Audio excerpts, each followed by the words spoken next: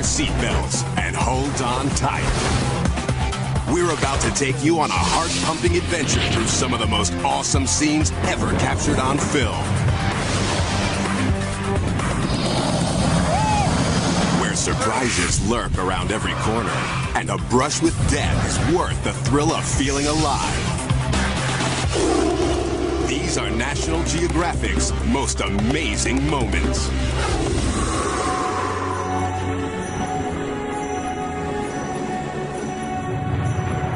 You're in for a wild ride.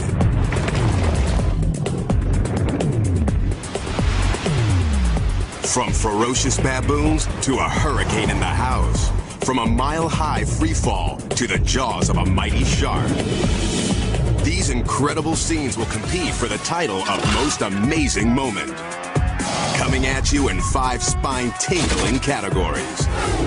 Unexpected killers. Deadly animal encounters. Don't let go of that head! I'm afraid of that head! Amazing discoveries. Nature's fury. And adventures in the danger zone. All I could think was, I have no business dying here. Experience for yourself our most daring and incredible journeys as we count down our top stories of heart-stopping excitement. In the natural world, predators rule.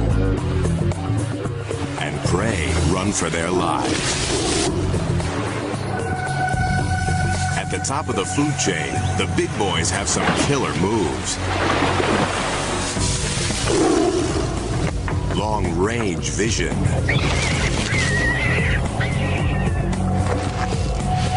Cunning strategy.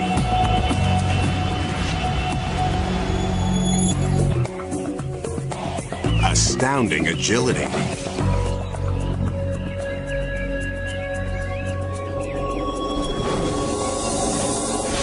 Blazing speed.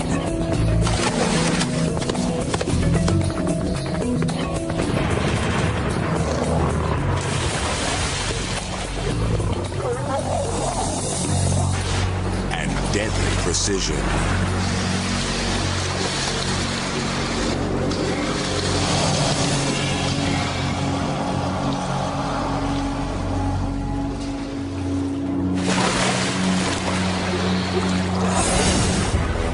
When it's dinner time, these natural-born hunters will go all out for a good meal. This polar bear takes on walruses 2 times his weight to get to a treat. A helpless walrus pup.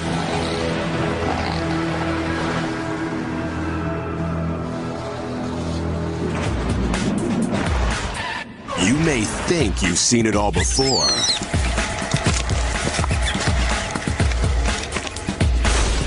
Now forget everything you know about the animal kingdom.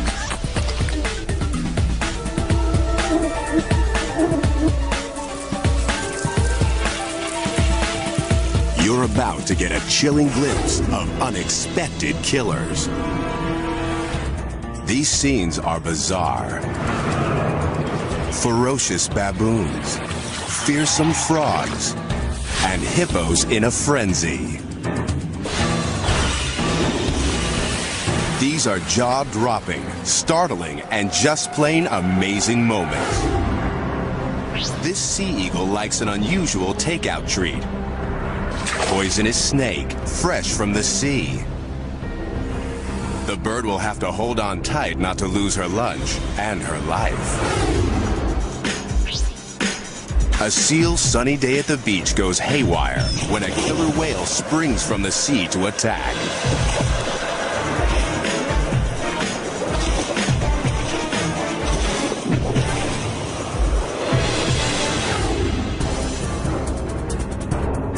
Spiders scare you?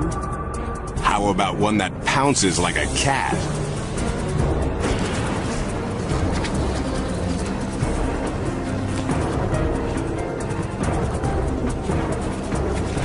Try running from this hungry lady.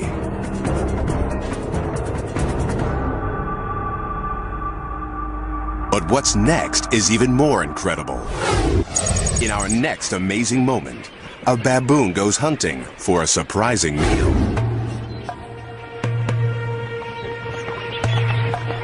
A vast flock of migrating birds has gathered at this lake. Baboons don't usually eat flamingos, but this one finds the huge crowd irresistible.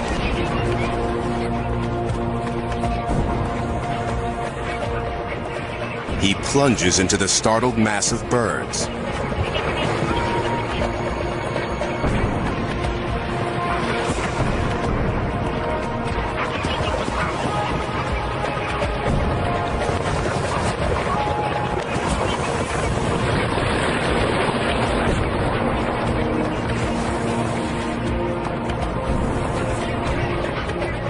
The flamingos flee for their lives, but the baboon's too fast and strong.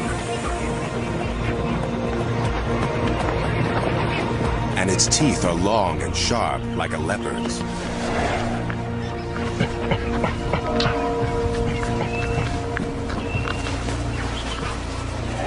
The baboon nails its prey with one bite. The peaceful lake has become a killing ground.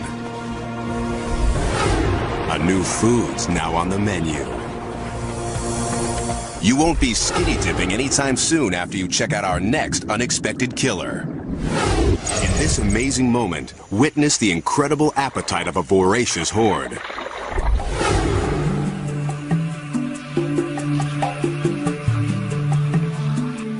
For young egrets, first flight can be a dangerous introduction to the world. A fall from the nest is not unusual. But here, something lurks below the surface. And it's pulling the bird under.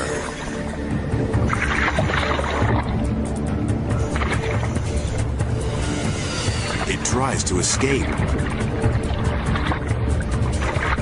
But it's too late.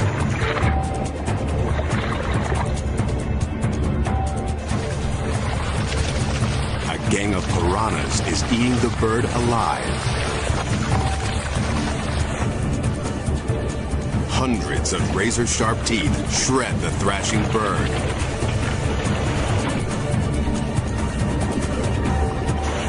The egret's desperate kicks only fuel their feeding frenzy.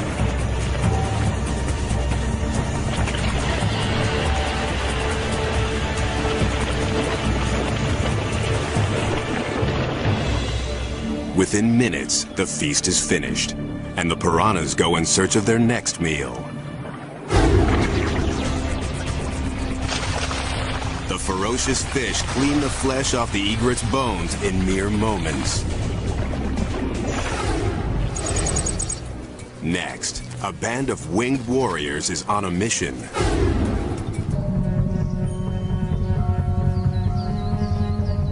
Hornets are converging on a hive of European honeybees, a species not native to Japan. Inside the hive is something the hornets want. Larvae, pupae, and honey so sweet it's to die for. These 2-inch-long giant hornets are perfectly designed predators. Their stingers pump out a venom so strong it can dissolve human flesh. The Japanese hornets are outnumbered 1,000 to 1. But the European bees haven't had time to evolve a defense against the hornets' shearing mandibles. The hornet vanguard chomps their way through the front line. The bees defend the hive. But it's quickly clear they are no match for the hornet forces, who take no prisoners. Within minutes, they storm their way in and start shredding their way through the entire hive.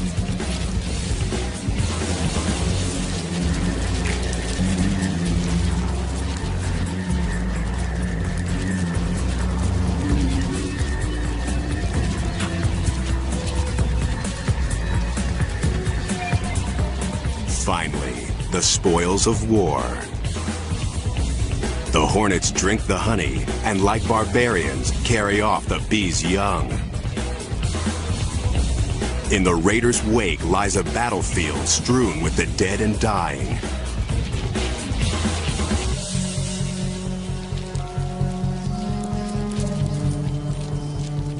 In just 3 hours, 30 hornets have massacred 30,000 bees.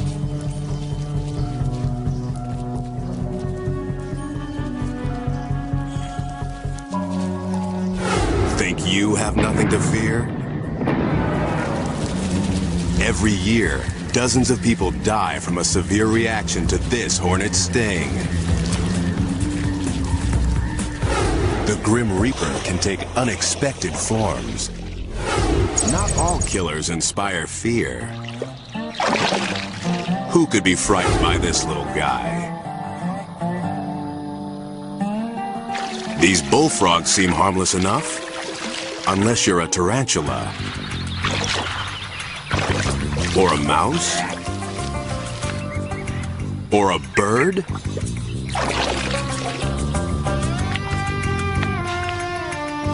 Or a scorpion?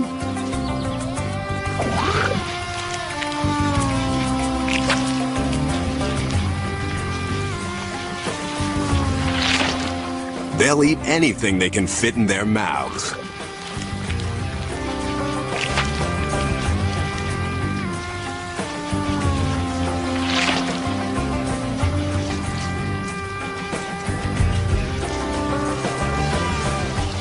And for dessert, maybe something crunchy. How about Junior?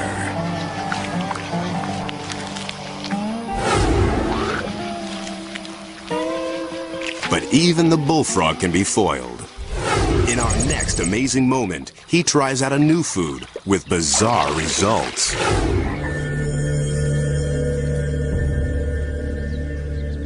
This innocent-looking newt enters the frog's field of attack.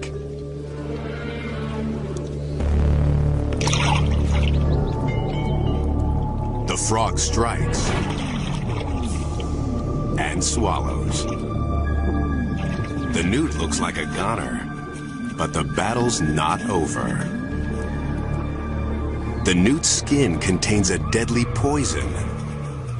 Within minutes, the frog is dead.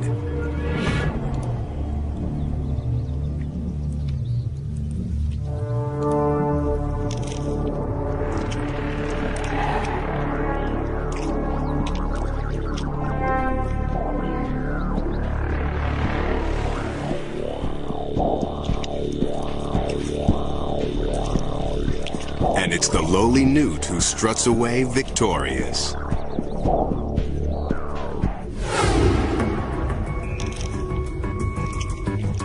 Facing death, the newt secretes bacteria-laden poison to paralyze and kill his would-be predator. Our most amazing story reveals even more unexpected behavior. This is a familiar hippo scene, an herbivore at rest. Although these animals look gentle, they can be aggressive, especially when dominance in the herd is at stake. This mother and her new calf have practiced approaching the herd for weeks. The calf's future depends on a good introduction. But a young male isn't in a welcoming mood. The new baby is not his offspring. What happens next has only been witnessed a handful of times. The male challenges the mother. She dashes for safety with her calf at her heels.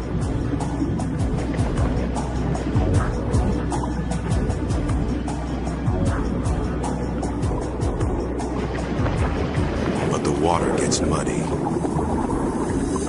The calf loses his way, and the male hippo turns on the defenseless youngster. In what might be an attempt to assert his place in the herd, he takes the infant into his mouth and shakes.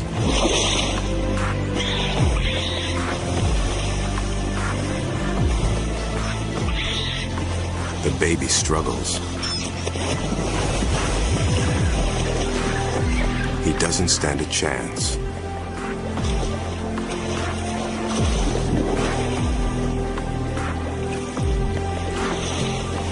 They go under.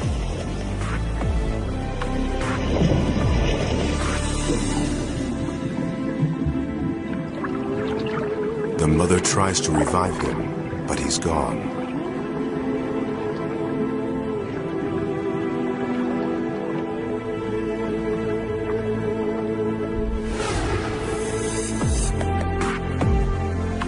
The bull has made sure that this calf won't grow up to be a threat.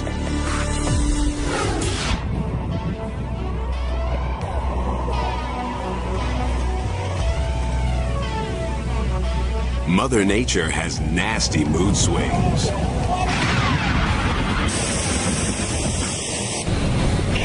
Her anger takes many forms. Raging power. Awesome shows of strength. Disasters of a deadly magnitude.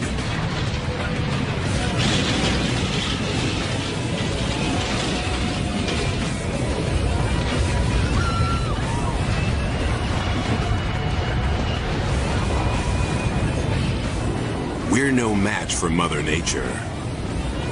So when we face off, the drama is intense. You'll want to run for cover when you see what's coming up next. We'll take you directly into the path of Earth's most violent forces. A hurricane in the house, an avalanche at the top of the world, a duel with a monster tornado, and fire-breathing mountains that will demolish entire towns. What you're about to see will blow you away. Hurricanes pack a deadly punch. With violent winds, torrential rains, and devastating floods. In our first story, a Florida family fights for their lives in the eye of the storm. August 22nd, 1992. A hurricane named Andrew is picking up steam in the Atlantic. But meteorologist Stan Goldenberg has other things on his mind. On the 23rd, his wife Barbara is in labor. Early stages of labor. As they await the birth of their fourth child, Andrew hurtles towards their home. But outside, Stan sees no sign yet of its fury. Waiting for the hurricane. Beautiful skies. Calm. You never know what was going to happen here in the next 12 to 14 hours or so. By early evening, daughter Pearl is born. Makes you feel like a daddy, right? There you go. But the celebration is short-lived. Barbara and Pearl will stay in the hospital while Stan races home to ride out the storm with the rest of his family. All around southern Florida, residents brace for Andrew's onslaught. We have the family here. That night, Stan shoots this video of his three boys, his sister-in-law, and her family. Joseph, Aaron, Reuben. They know it'll be a rough night. They have no idea that they're going to come face to face with a monster. After midnight, Miami gets a taste of things to come. But this is nothing. At 4:30 a.m., Andrew slams into the coast, full force.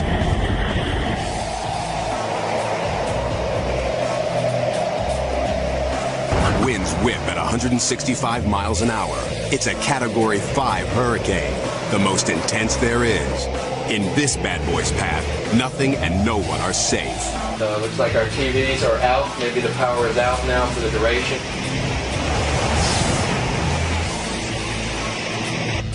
Barbara can't reach Stan on the phone. You can hear that outside. You can start to hear the roar outside. Andrew rips the plywood from their windows and starts peeling back the roof. Determined to keep his family calm, Stan puts on a brave face. Lord, we just thank you. We ask for your protection.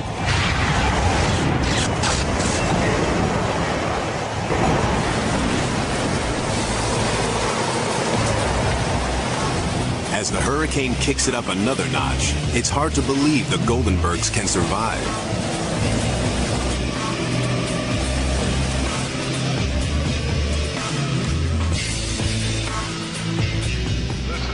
normal. It's just... By 8:30 a.m., Andrew's blown past. But Barbara Goldenberg has no idea if her family is alive or dead. It did not look possible that anybody could be alive. And that was just a mile or two from my house. And at that point, I really felt despair. 160,000 people in the Miami area are suddenly homeless. 44 are dead. And as the hours pass, there is no phone call to let Barbara know that her family's made it through the night. Barbara's neighborhood is demolished. Her house is smashed to bits. This is all that remains of the kitchen where her family was holed up. Then, finally, a call comes in. I still remember the first time I got through to her on the phone. You know, I just wept. I mean, it wasn't just the excitement of getting through to her, it was me pouring out the emotions of what I had been through. I mean, we had been through an incredible experience. This wall fell on us, containing the refrigerator, the stove, cabinets, all fell on top of us in that small space you're looking at. The mattress and everything, that's where we were pinned and protected during the worst part of the storm. With their home ripped apart around them, Stan and his family survived one of the fiercest hurricanes in history. Lord, we just thank you. We ask your protection. In our next story, a cameraman stares down white death at the top of the world.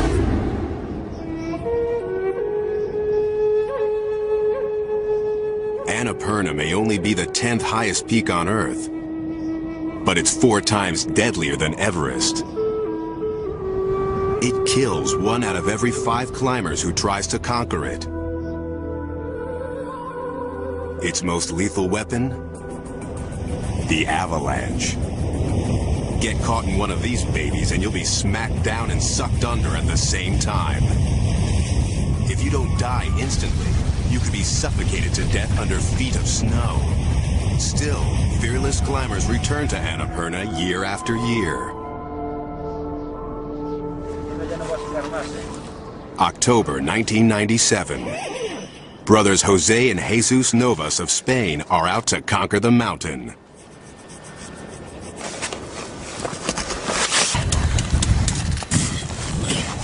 Nos vemos. Cameraman Alejandro Rocha stays behind to film their attempt. Odds are, one of the brothers may not make it home.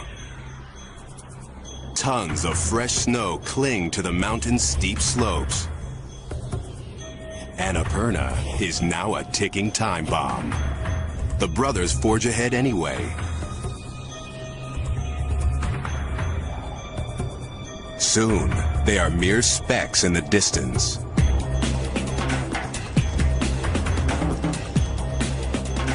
Then, as Alejandro films, his worst fears come true. A colossal torrent of snow and ice crashes over the climbers. Avalanches can reach speeds of 80 miles per hour. This one is thundering straight towards Alejandro.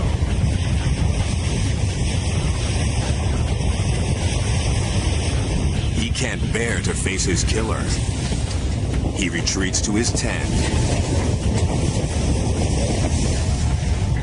This is the face of a man waiting for death.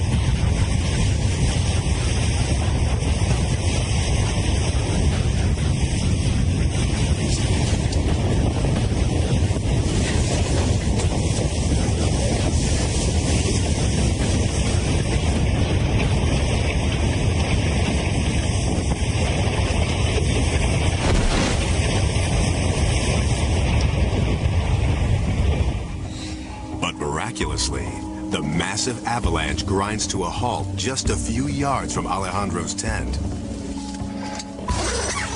His life has been spared. ¿Estáis bien? But what about Jose and Jesus?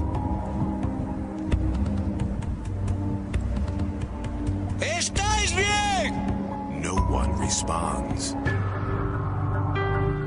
They could be anywhere under the snow, crushed by the avalanche, or buried alive. Alejandro searches with his camera for any signs of life. Suddenly, he spots something on the side of the mountain. He can't believe his eyes. An overhanging ledge has protected Jose and Jesus as the avalanche steamrolled over them.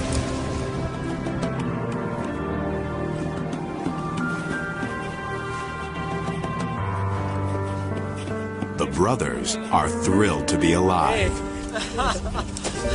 Tranquilo, tranquilo. Que se meta debajo de la... Estuvimos debajo de la nieve por lo menos un minuto. Y es lo que puedes ver en la máquina después. ¡Pedazo de luz! ¡Que nos pilló! Casi nos deja secos, tío. With nowhere to run, nowhere to hide, Alejandro and the Novas brothers survive a death blow from the planet's most dangerous peak. Most of us run from nature's fury. Now, a guy who heads straight for it. Springtime in the Plain States is prime time for tornadoes.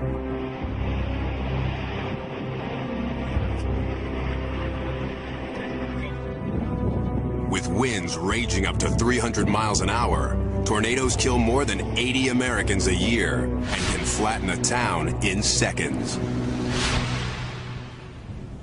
June 24th, 2003. Storm chaser Tim Samaras is in Tornado Alley looking for trouble. This thing turned into a big gust front. His goal, to place as many scientific probes as possible directly in the path of a giant twister. The trick, do it without getting killed. The perfect conditions are forming near a tiny hamlet called Manchester. Weather Service Doppler radar indicated a tornadic thunderstorm southwest of Wisconsin. Tim and his teammates drive towards a massive thundercloud. About 7 miles out, a funnel starts taking shape. Oh, look at the laminar tube. He tries to get closer, but no roads lead in the right direction. Oh, let's take this and go up and around. This is a dangerous storm. Take shelter immediately. I'm gonna wait till I get the right angle. Take cover now. He outraces the tornado for a few miles. And we took the road heading east, basically going right into the path of the tornado. Right north. Okay, good.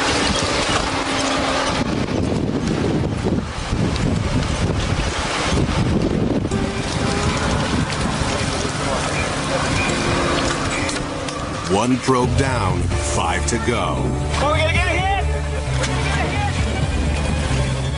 The chasers estimate it's at least an F4 tornado with winds over 200 miles an hour. A twister this fierce can level a well-built house and turn a mobile home into a missile. That was good, this, I think. Tim's probes will record wind speed, barometric pressure, and other data. If the tornado sweeps directly overhead, the more he deploys, the better the odds.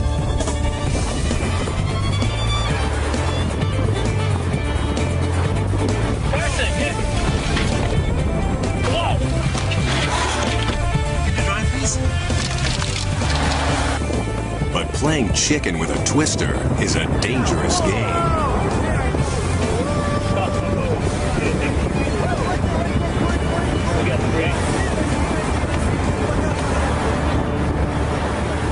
The tornado shreds a nearby farmhouse, a reminder of what 200-mile-an-hour winds can do.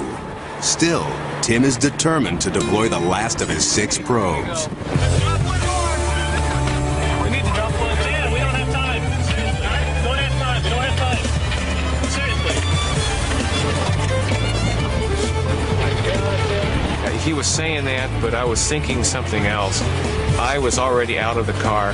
I grabbed the probe, I put it on the ground, I jumped in. I deployed in 5 to 7 seconds.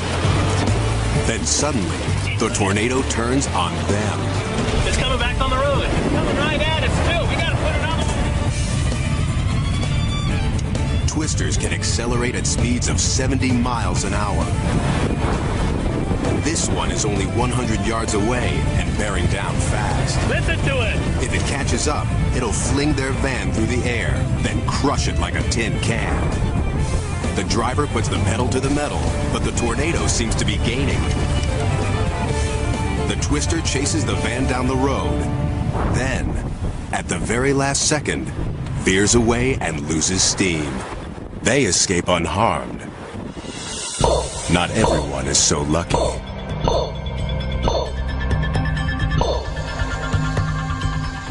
It's only after he downloads the data from his probes that Tim learns how close they came to the belly of the beast and certain death.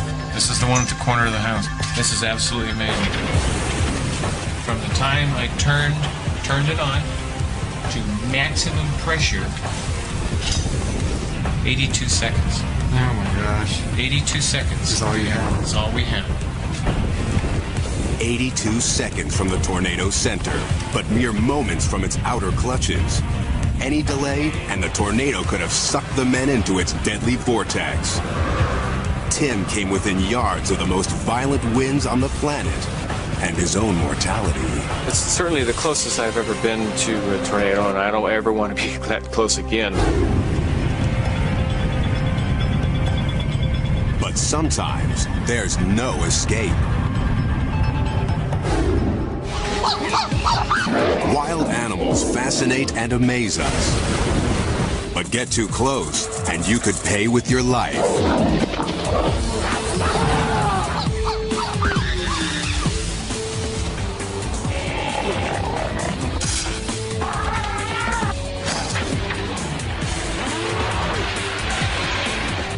The world's top cameramen can't run scared.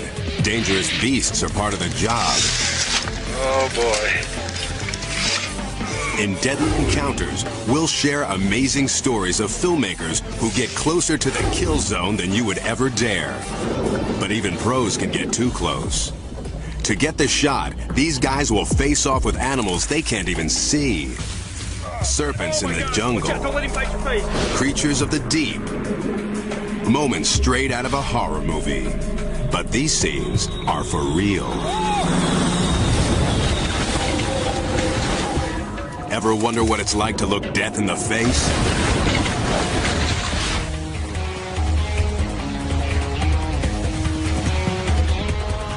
Nature's carnage doesn't faze wildlife filmmakers.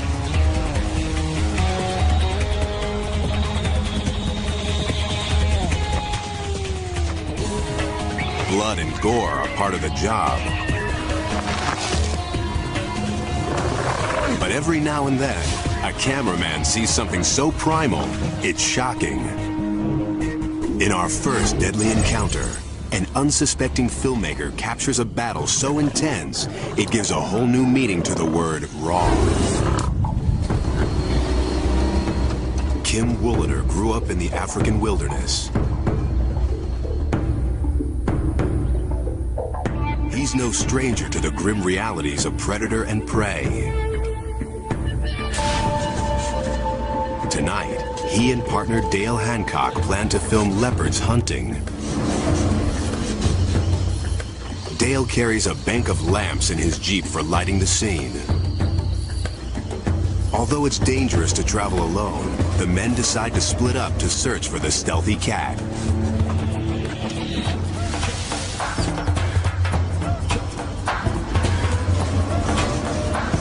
If you're not prepared to put up with what nature throws at you, you probably shouldn't be out here. Wooliter thinks he may have found what he's looking for. But leopards aren't the only predators out hunting tonight. And these aren't leopards. Sounds of killing and carnage surround him. There's an epic battle going on in the darkness, but without lights, Woolader can only listen to the attack. Move it up there. I need those lights in a hurry before they pull this thing down. Yeah, okay, I'm coming. Although most of us would freeze in horror, this seasoned pro is determined to capture the scene on film. He needs Dale's help fast. The battle's getting fiercer. Woolader hopes the hunters don't turn on him. Finally, Dale arrives.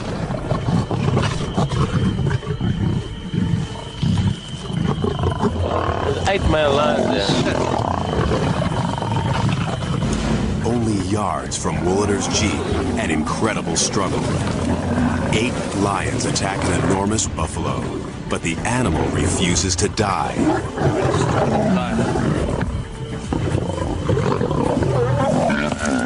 For almost an hour, the buffalo fights back as the lions begin to eat him alive. Awestruck, Woolader films while the pack eviscerates the giant beast. They go for the jugular.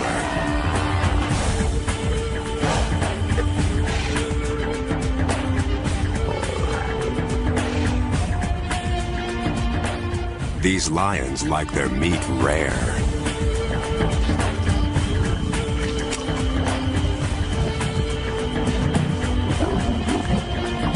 This is pure primal appetite, and Woolader's caught it all on film. This is what it's all about. Hanging in for moments like this. That's one scary looking lion.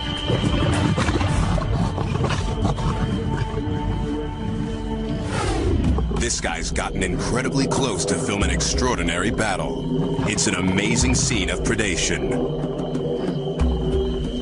You might be willing to film the pain, but how about feeling it? Our next deadly encounter pits man against beast. Okay, I'm worried about this.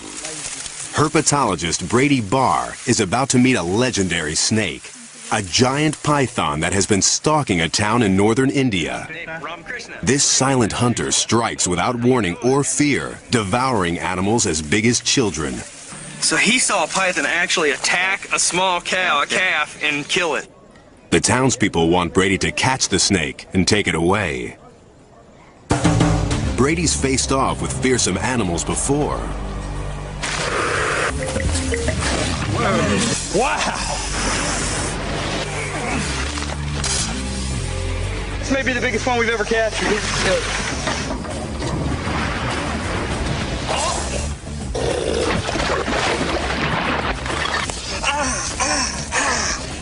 But he usually manages to keep the upper hand. God, I guess he's a little freaked out about being a part.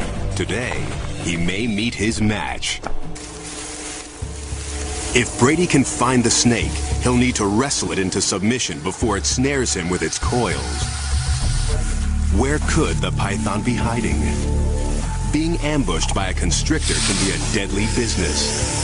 The snake would bite Brady with 4 rows of backward-facing fangs, while its thick, muscular body would squeeze him, stopping the blood flow to the heart in just minutes. Brady's brave, but not stupid. He brings colleague Jerry Martin with him for backup.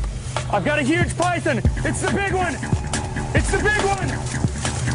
Everybody, wait. Don't come running up. Don't come running up. Okay. It's gigantic. Can you reach it? It's gigantic. It's bigger. No. It's as big as my leg. I'm going to need your help. Stop. I'm trying, guys. I'm trying. Okay. Wait, he's tongue flicking. He sees it. The python sees Brady. The tongue flicks are its way of sizing him up. He can sense if Brady will make a good meal. Don't anybody go any closer. Brady's never tackled a snake this big before. It's as long as a pickup truck and can swallow prey 4 times its width. Brady tells Jerry to grab the head while he goes for the massive tail. I got a bad feeling about this. Okay. You can be sure that either I'll get the head or the head will get me. 2, 3. Go.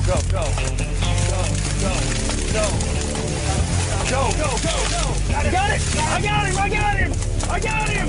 I can't hardly hang on. You got him? I got the head. You sure? Yeah. Hang on to him. But this snake's got moves even the pros can't handle. Hang on to him! Hang on to him! Yeah, I got him. Ah!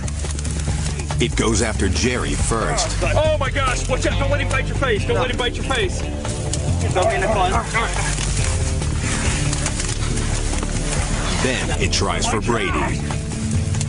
Don't let go of that head! I'm afraid of that head! Okay. All right, man, he's around my neck. The python squeezes Brady's body with a vice-like grip. You want to get that away from your neck? Yeah, I know. His lungs gasp for air. The crew's stunned. They didn't expect Brady's encounter with the snake to go like this. The python shifts its grip. In an amazing moment, Brady pushes back and regains control. Man, This is the biggest snake I have ever seen. I know. Oh, I found him, baby! You laugh now. Just a few minutes more, and Brady could have been a goner.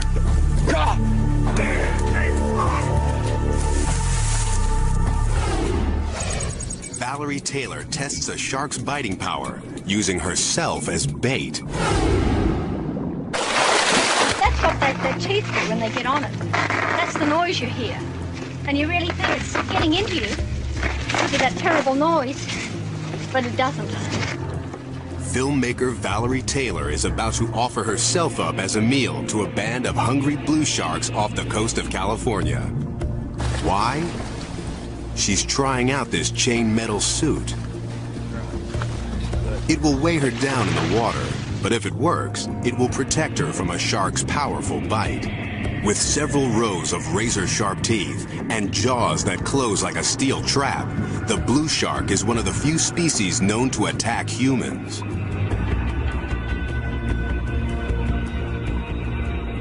If this is Valerie's idea of a game, they're more than happy to play along. Valerie lures her subject with bloody chum. A frisky blue shark lunges at the easy meal. At first, the experiment appears to work. The suit is protecting her skin, but Valerie's overlooked something. Even if this one can't chew her to death, that doesn't mean he'll stop trying.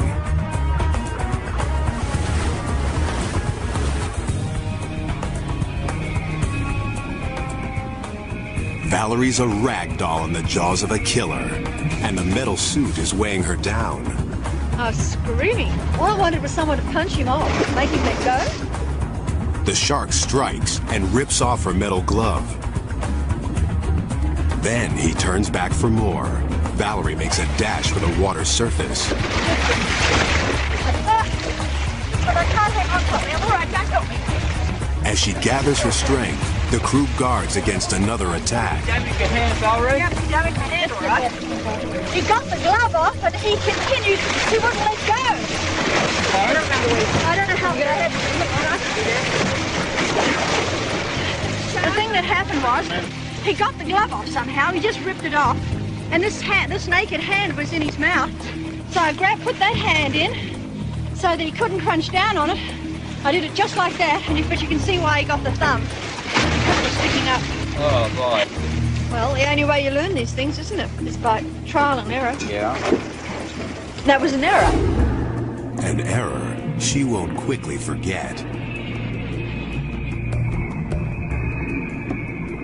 But Valerie's close call isn't as terrifying as our next deadly encounter. In our most amazing moment, an underwater cameraman fights for his life against an even more dangerous shark.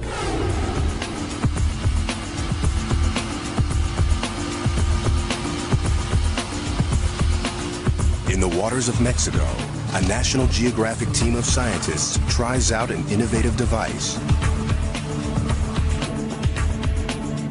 To get a closer look at the lives of sharks, these scientists hope to attach a remote camera called Critter Cam to the shark's body. It's a great idea. Once Critter Cam is on the shark, he'll be his own cameraman, taking footage of his life. But to get Critter Cam on the shark, the scientists will have to wrestle a beast with killer instincts. For cameraman and shark specialist Nick Kaloyanis, it will be an unforgettable event. By chance, the scientists haven't caught just any shark, but a bull shark, one of the most notorious hunters in the sea. Hundreds of pounds of lean muscle and rows of serrated teeth make this beast a dangerous creature to aggravate. The team's strategy? 1. Attach the camera. 2. Move to safety. 3. Let the shark free. But the shark has other plans.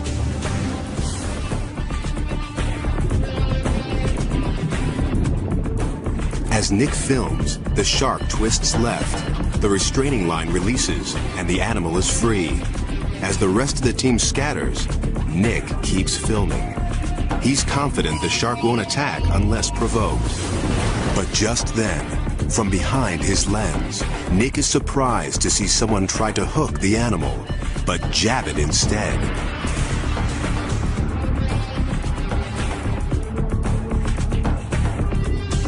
Before he can move, the bull shark turns and comes straight for him. Footage reclaimed from Nick's camera showed these chaotic images. The shark bites Nick's leg. Dagger teeth crunch down from ankle to thigh. The camera falls, spinning down to the sand. The shark continues to attack, ripping flesh from Nick's hand. Another diver shouts for help. Shocked, the team realizes Nick is under attack.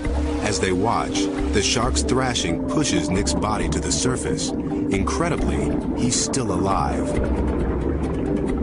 I come to the surface, and the shark's still on me, and I'm getting tired at this point. I'm losing a lot of blood. The crew rush to save him. While the fishermen grab the shark, teammates pull Nick aboard.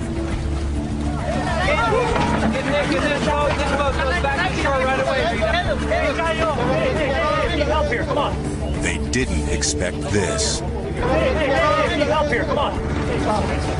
We'll keep pressure on these points now. Hold here. Salvaged film shows them quickly improvise. They use a wood plank as a stretcher. I could see that I had some major problems, and I could see right down to the bone. My leg, hand, everything was split open. Ligaments were torn up. And I just felt like I'm going to need some really good medical attention. Nick's rushed to a hospital. After 7 operations and months of physical therapy, he makes a full recovery. He credits his camera with saving his life. You can see when the shark got finished with the camera. I mean, this is almost bulletproof material. It's 3/8 of an inch thick, marine-grade aluminum.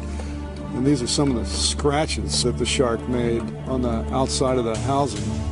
Ever since, I have never complained about housings, camera housings being too big. They can't be big enough sometimes.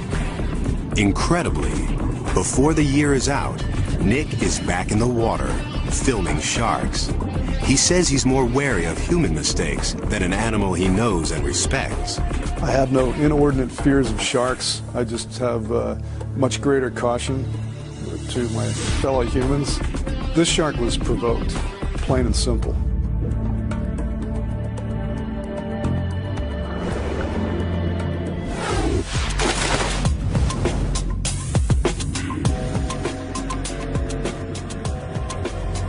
The hunt is on, and you're coming along for the ride. Dig up a monstrous creature. Probe the mysteries of the deep. Uncover secrets from the past. And find a famous face lost in time. We're about to take you on an incredible journey in search of National Geographic's most amazing discoveries. The quest begins in the shadows of an ancient kingdom with a discovery to rival the tomb of King Tut. Ancient Egypt, the land of the pharaohs and the pyramids. Thousands of years ago, this kingdom was the center of civilization, but it eventually fell to ruin, its secrets lost. But now, near the pyramids of Giza, a team of Czech archaeologists is about to make an incredible discovery. A sealed tomb almost 100 feet underground. This burial vault is an irresistible temptation, but some say opening the grave could trigger the mummy's curse. Dr. Zahi Hawass is Egypt's director of the pyramids. Superstition doesn't stop him. We are here to open the sarcophagus. Maybe you'll find a mummy, maybe you'll find more than a mummy.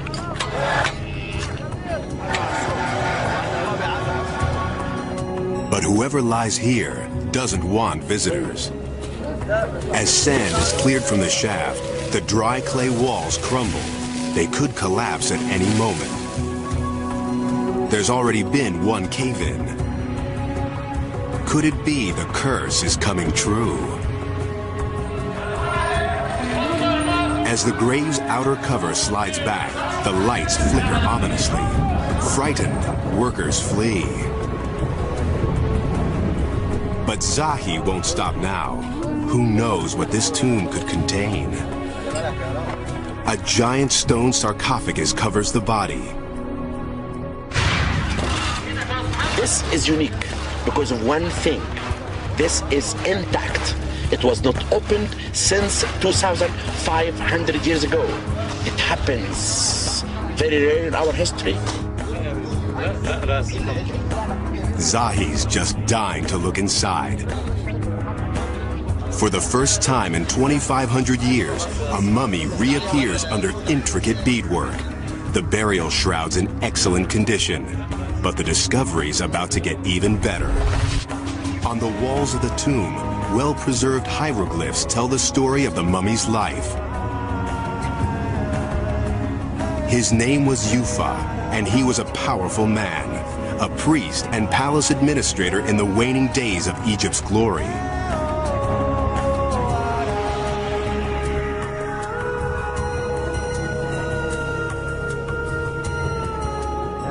His life story reveals priceless secrets from the past. This mummy's stories describe a little-known chapter of Egypt's history. The desert sands hold many secrets. Some stretch back before the dawn of man. Up next, we're on the hunt for an ancient killer, a giant reptile that stalked the Earth 110 million years ago. Dinosaur hunting can be a dangerous business.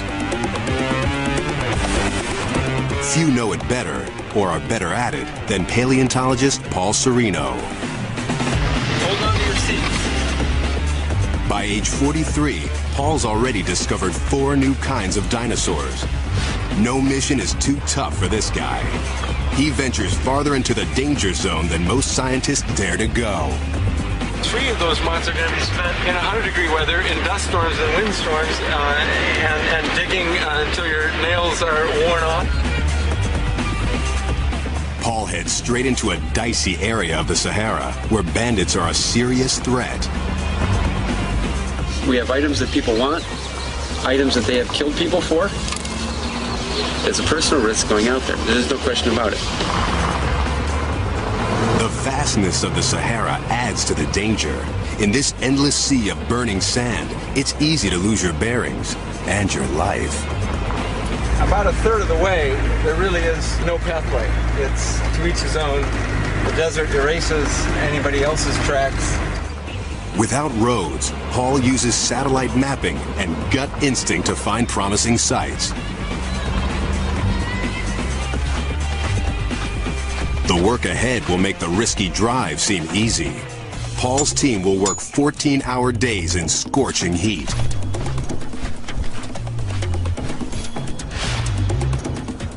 If you come walking out of here in 2.5 months and you say that is not the hardest thing that I have done in my life mentally and physically, then you haven't tried hard enough. Digging up a bone in the desert can be like finding a needle in a haystack, but it's not long before Paul hits pay dirt.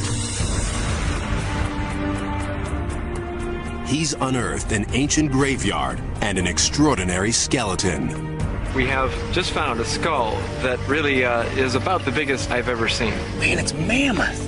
Lying down next to it gives you some idea of the size. The skull is just a little bit bigger than me, so it's close to 6 feet long. Oh my gosh. Paul's discovered an amazing creature, the gigantic ancestor of modern-day crocs.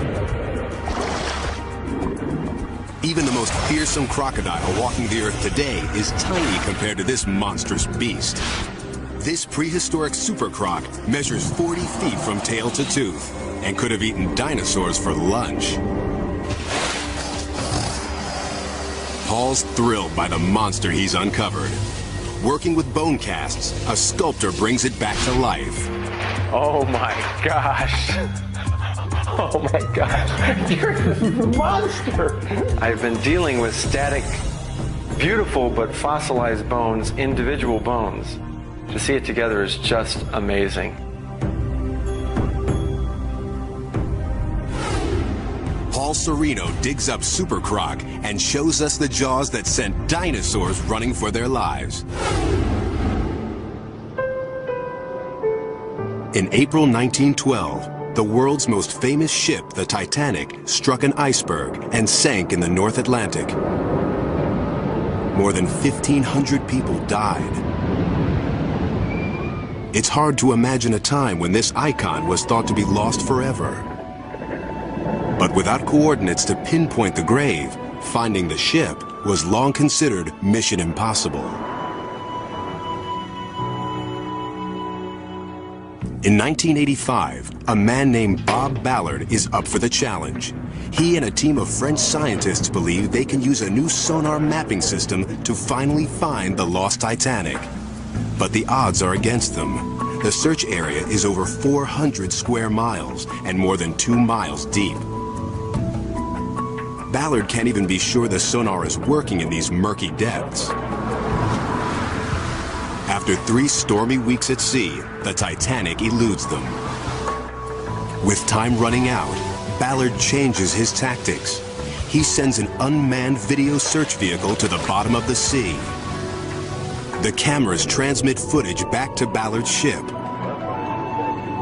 14 days pass with no sign. Then late one night, the search monitors come alive.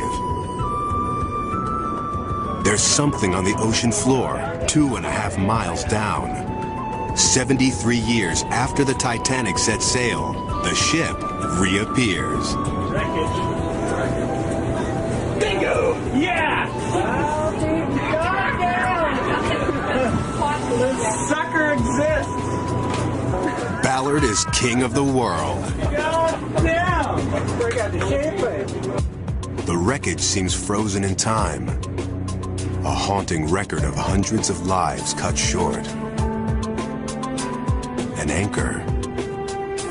A deck chair. A man's boots. A chandelier fit for a king.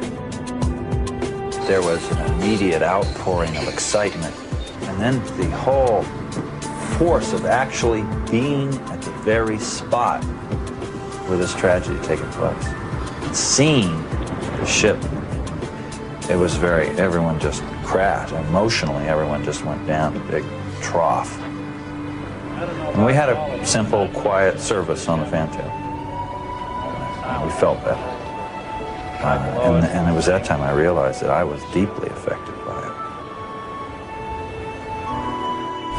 Ballard's pursuit of an impossible dream has brought the Titanic back to life and shown us ghostly images of an underwater grave. From the depths of the sea to a foreign land, our top discovery tracks a missing person through a war zone. After disappearing for almost 2 decades, how would this famous face look? Is she still alive? National Geographic photographer Steve McCurry hunts for a beautiful girl he saw 17 years ago. He snapped this famous photo of her, but didn't get her name. She was young and scared, a refugee from the war in Afghanistan. He called her the Afghan girl. She has become really the icon of the Afghan struggle Her plight and her situations really come to symbolize what's happened here over the last 2 decades. In 2001, the war in Afghanistan has the world's attention. McCurry returns to the refugee camps, determined to find the face from long ago. For weeks, he roams the streets, scouring shops, markets, and schools. The photograph is his only clue. Here's my wife. Yeah? You're sure? His search proves harder than he thought. In this conservative Muslim society, grown women must wear veils. If still alive, the girl would now be about 30, her stunning face hidden from view. We're going to look and see if we can find the records, see if we can find her whereabouts. Luke says for the last 3 for this girl. After weeks of looking, McCurry's run out of hope and time. We have a lot of leads still coming in, but I'm going to have to leave today. Been through the camp exhaustively, looking and talking to as many people as possible. We've given it really our best shot. But shortly after McCurry leaves, an Afghan refugee approaches the TV crew. He says he knows the girl from the photo. But the woman now lives hours away near Tora Bora, across a border that swallows lives. The man agrees to bring her to a nearby home. 3 days later, she arrives. But there's a hitch. Local custom dictates only a woman may enter inside. Do that, and then we'll eagerly await. Associate producer Carrie Regan goes forward, alone.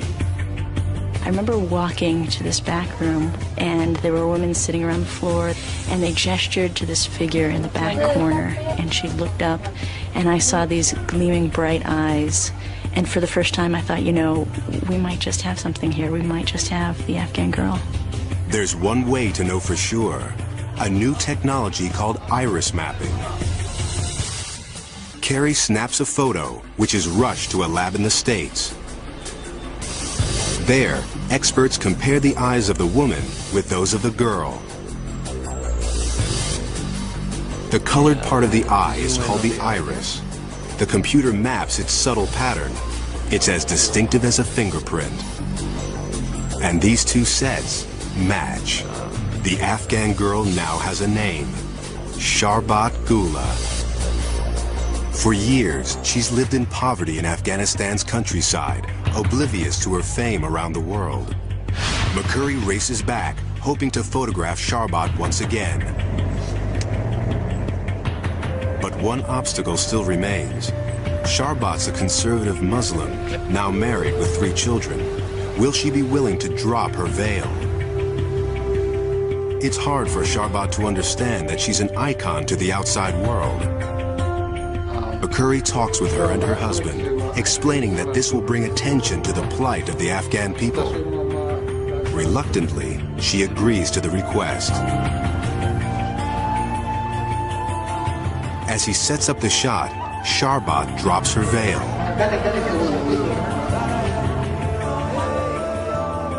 The famous eyes flash defiantly, again capturing the attention of the entire world.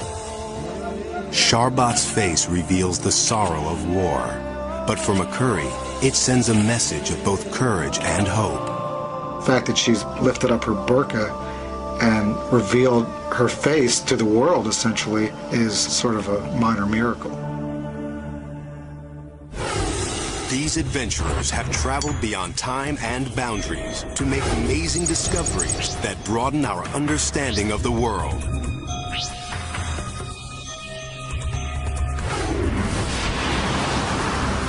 Danger comes in many forms. Daring adventure, deadly professions, heroic assignments.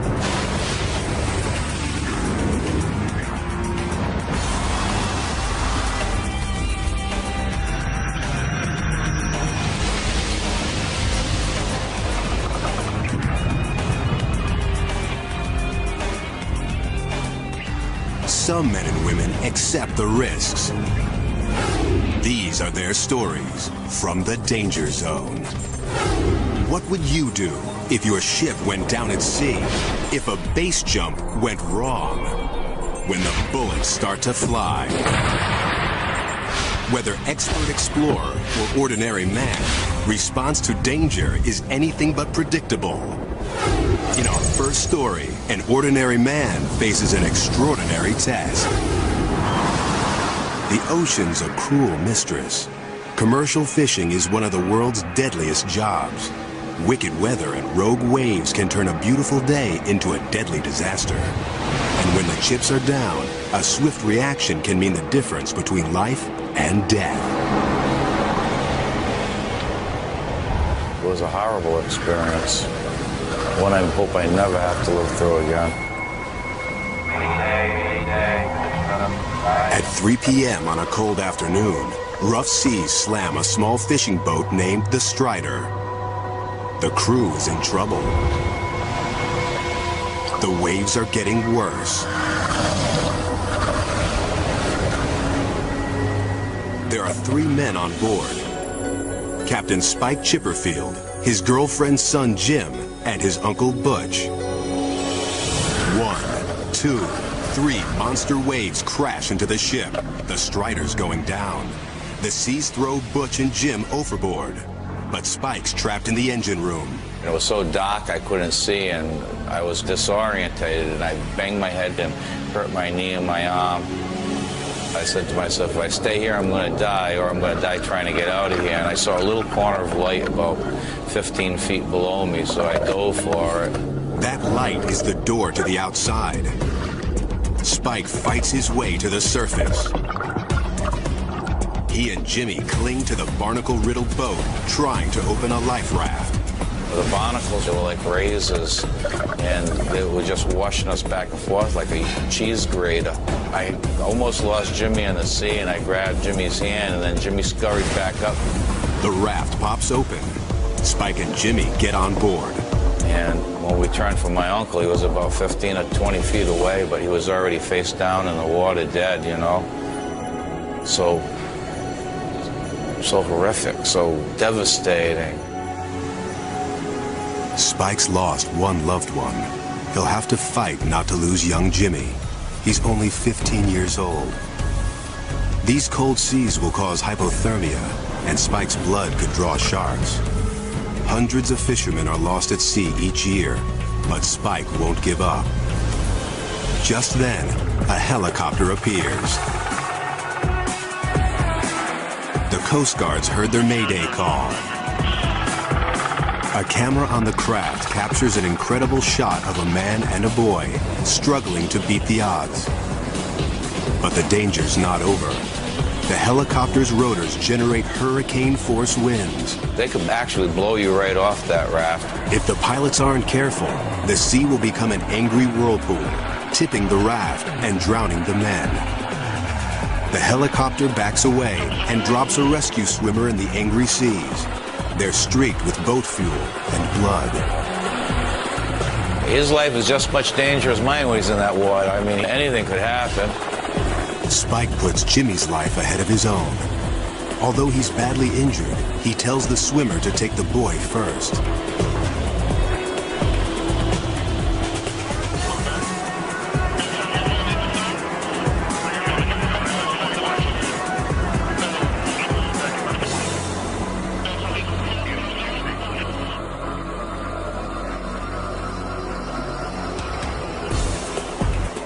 Jim's safe. At last, Spike can let the rescuers help him.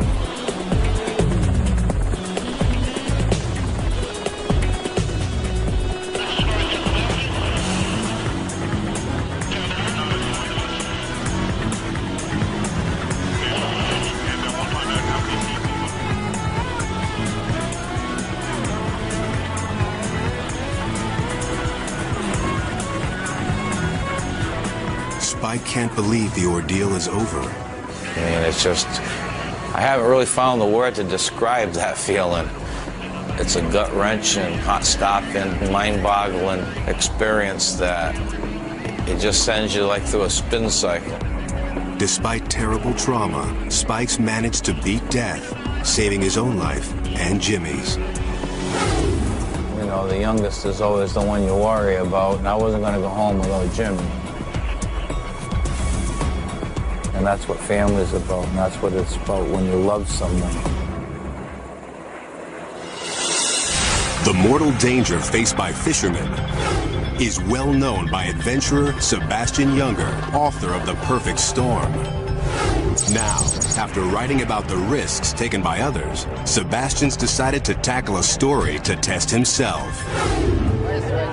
Fall 2000. A civil war rages in northern Afghanistan. Guerrilla fighters battle for freedom against the oppressive Taliban regime. No, because it'll soak up the blood. This war is fought in a remote and unforgiving land. Not even foreign reporters are safe. Right straight through, huh? Journalists willing to risk their lives must sneak onto the battlefield. To cross rebel lines undetected, Sebastian Younger flies in the dead of night.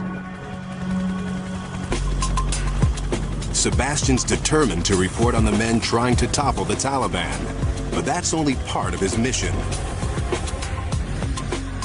He's seeking out danger as a personal test.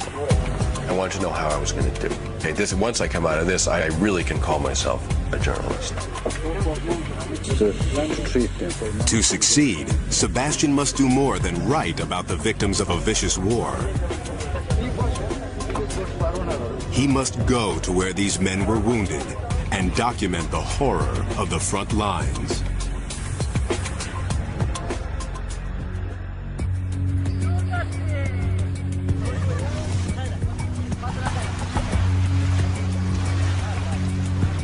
This is sort of the teeth of the thing, the situation, the war we're reporting on. These are the very front positions. This is where it's happening. Sebastian's partner on the journey is an Iranian photographer named Reza. It's a very quiet day. There's not much shelling. No. Not yet. Not yet. In a war zone, nothing's quiet for long. Suddenly, rockets start to fly. The Taliban begins to bombard the outpost.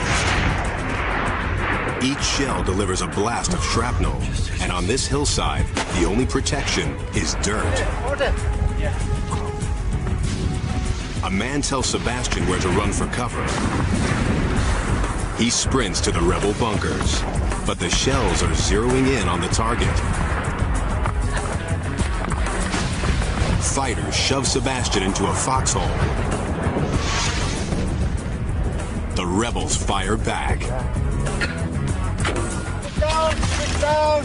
But their scattered machine gun fire does little to stem the Taliban's attack.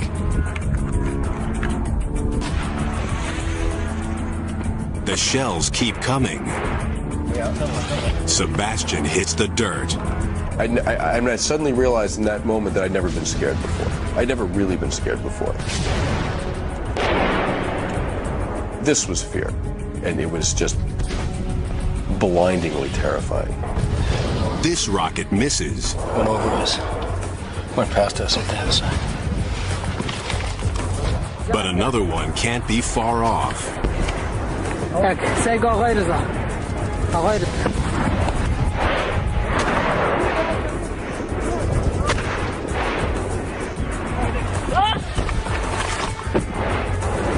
Sebastian fears someone's going to die. One more. He hopes it won't be him.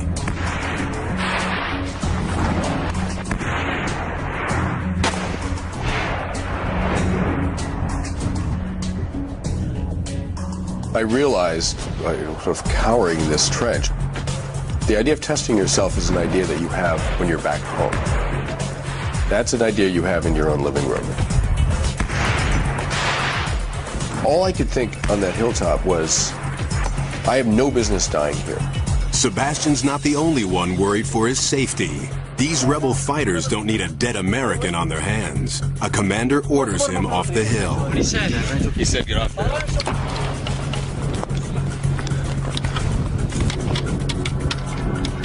Sebastian's test is over, but the reality of war for these rebels is far from the end. We got a taste of it. That's nothing what those guys are going to go through tonight. Brace yourself for an unbelievable thrill as our most amazing moment takes you over the edge. Base jumping. An adrenaline-pumping plunge into the space between life and death, where death has the distinct advantage.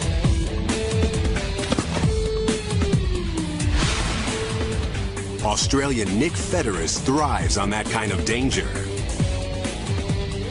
You stand on the edge, you jump off, and in a split second you are instantly transported to really what is one of the most extreme environments on Earth, and there is no turning back.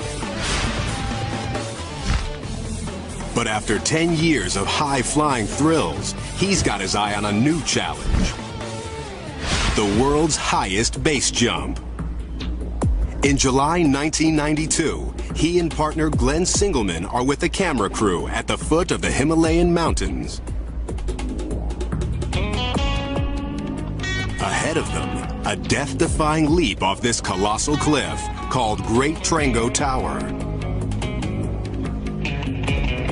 My God, that is so big. Trango Tower looms almost 4 miles above sea level.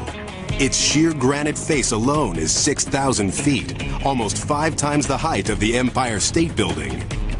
It will take weeks to climb up, mere seconds to plummet down. Along the way, Trango tests Nick's limits as a mountain climber. After more than 20 days of climbing, they finally reach the summit. But the biggest challenge still lies ahead. They rappel down in search of a launch site. Tons of this snow and ice could break off at any minute and crush them. They know they're on borrowed time. They find a ledge and clear it of snow and rocks, making sure it's a clear shot to the glacier below. Without chutes, it's just 10 seconds to impact. Well, we can do that. I'd call that a big warm base jump. Nick and Glenn strap on their gear and come face to face with the edge of the world. Nick has 15 pounds of camera equipment built into his helmet. Cameras strapped to his chest and leg will also capture their attempt at the world's highest base jump.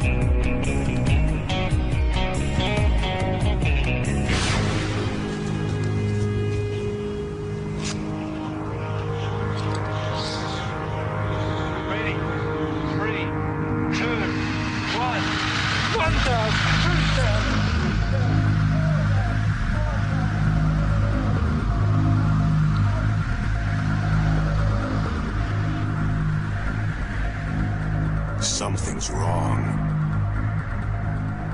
The weight of the camera causes Nick to tumble out of control.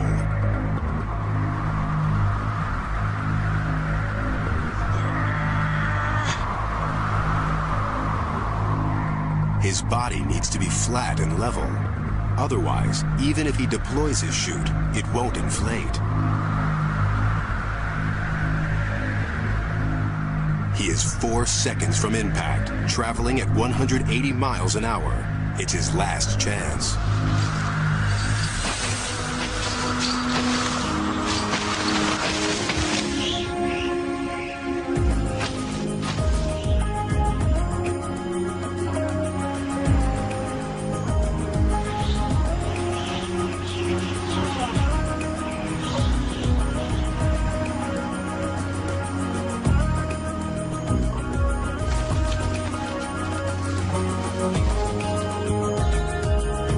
Never been on my back on a base jump before, but I was in control when it mattered, and I feel great.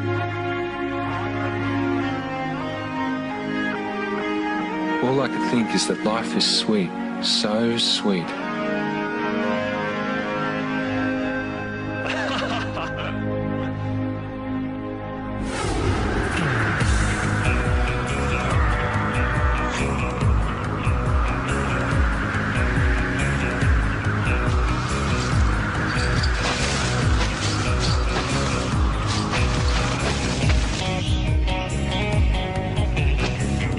let's look back at our stories from the danger zone.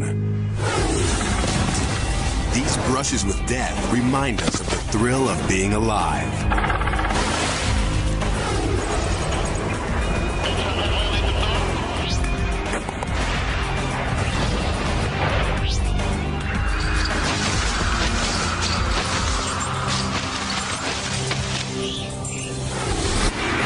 You just lived through National Geographic's most amazing moments. Unexpected killers on the prowl.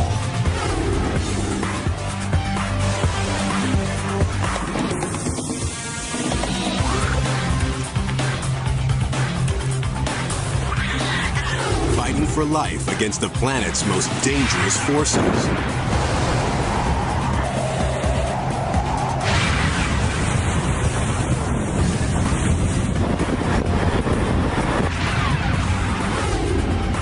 Deadly encounters with ferocious beasts.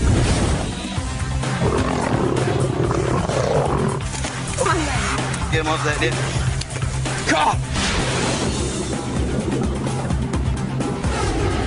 The quest for awesome discoveries.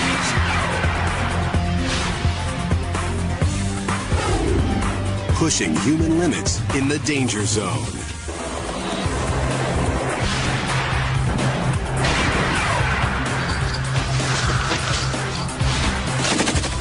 Truly amazing.